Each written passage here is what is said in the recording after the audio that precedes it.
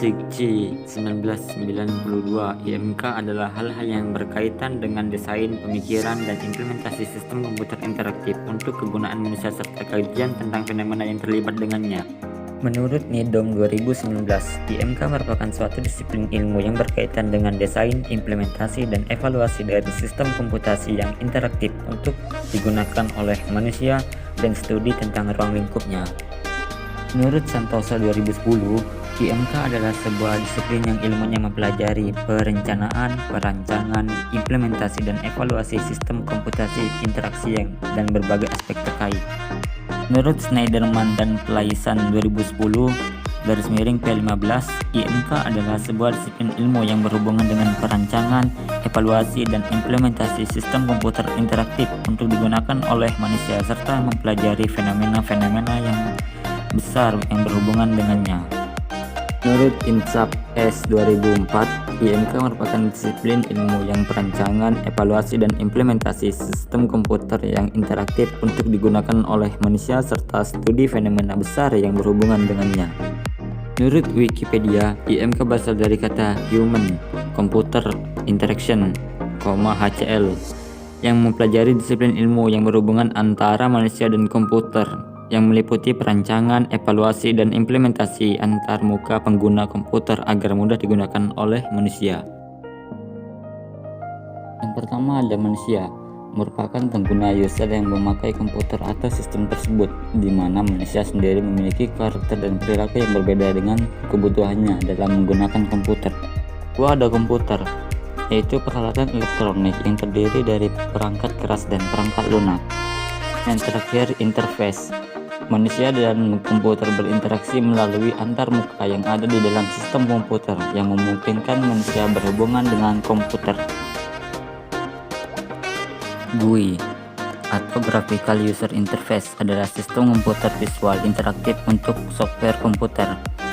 Ilmu yang berhubungan dengan IMK yaitu yang pertama teknik elektronika dan ilmu komputer, yang kedua psikologi, yang ketiga perancangan grafik dan tipografi, yang keempat ergonomik, yang kelima antropologi, yang keenam linguistik, yang ketujuh sosiologi, dan yang terakhir itu faktor multimedia.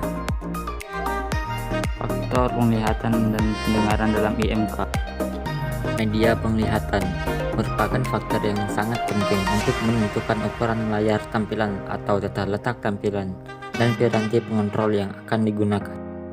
Pendengaran, media suara dimanfaatkan untuk memberi umpan balik kepada pengguna, meski belum banyak program aplikasi yang memanfaatkan suara pendengaran sebagai sarana interaksi. Faktor manusia terukur dalam IMK.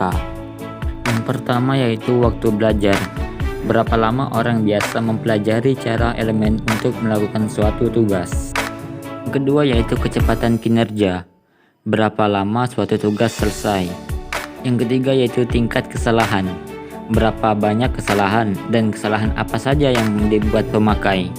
Yang keempat daya ingat.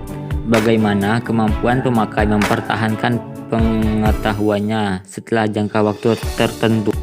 Yang kelima yaitu kepuasan subjektif. Bagaimana kesukaan pemakai terhadap berbagai aspek sistem. Perbedaan kecakapan manusia dan komputer. Kecakapan manusia. Yang pertama estimasi, proses pemikiran yang dapat digunakan untuk menginput data yang mungkin tidak lengkap, tidak pasti, atau tidak stabil. Yang kedua kreativitas, proses mental memunculkan gagasan baru. Yang ketiga memori asosiatif, kemampuan untuk memahami dan mengingat hubungan antara dua hal yang tidak memiliki keterkaitan. Kecakapan komputer. Yang pertama kalkulasi akurat, perhitungan yang akurat. Yang kedua konsistensi, ketetapan dan kemantapan suatu sistem. Yang ketiga multitasking, keterampilan dalam pengerjaan beberapa aktivitas dalam waktu yang bersamaan. Pengolahan informasi pada manusia dimulai dengan input atau rangsangan, dilanjutkan dengan encoder, pembandingan, pemilihan tanggapan, eksekusi tanggapan, dan yang terakhir yaitu input ataupun tanggapan. Hubungan memori manusia dengan IMK. Memori manusia berhubungan dengan memori manusia yang berisi semua pengetahuan. Memori manusia memungkinkan seseorang melakukan sesuatu seperti informasi yang baru diterima melalui indera pendengaran. Peran komputer dalam komponen IMK. Komputer mengkaji hubungan yang terjadi antara ilmu komputer desain terkait dengan manusia dan komputer.